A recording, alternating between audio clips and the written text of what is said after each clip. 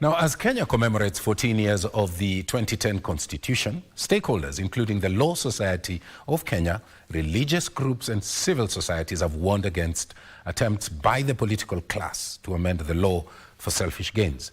They slammed the NADCO process that proposed entrenchment of the new offices, such as the office of the official leader of opposition and the Prime Minister, saying that any changes in the Constitution must be people-centered.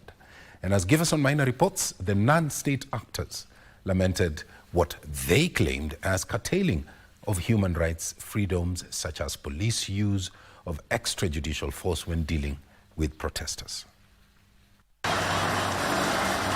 The Law Society of Kenya, religious organizations, including the National Council of Churches of Kenya, civil societies, and other professional groups, on Tuesday gathered at the Fungamano House to mark 14 years since the promulgation of the 2010 Constitution. While hailing the Constitution for major strides made in the achievement of democracy, the stakeholders declared lack of respect for the Constitution as a major drawback. As a teenager of 14 years, the Constitution is below the high expectation that we had, but is definitely doing better than the previous constitution. They said 14 years later, Kenyans' freedom of expression, speech, peaceful protest and picketing is still curtailed by police.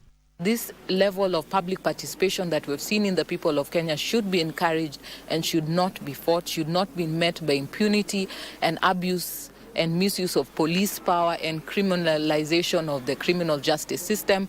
Other ailments hindering the spirit and letter of the Constitution, according to the stakeholders, is corruption, unaccountability, and disrespect of court orders.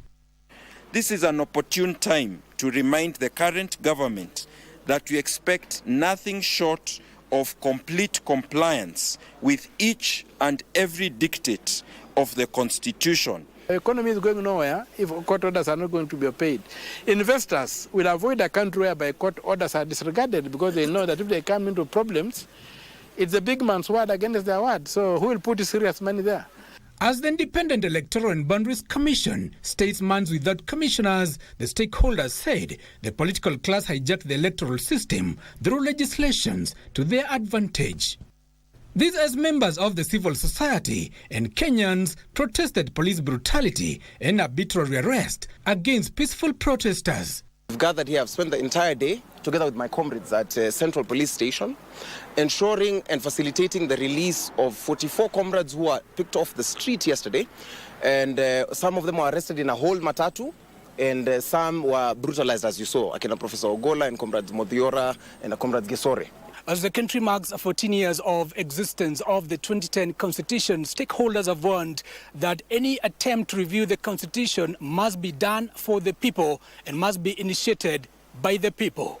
Giverson Maina, Prime Edition, Nairobi.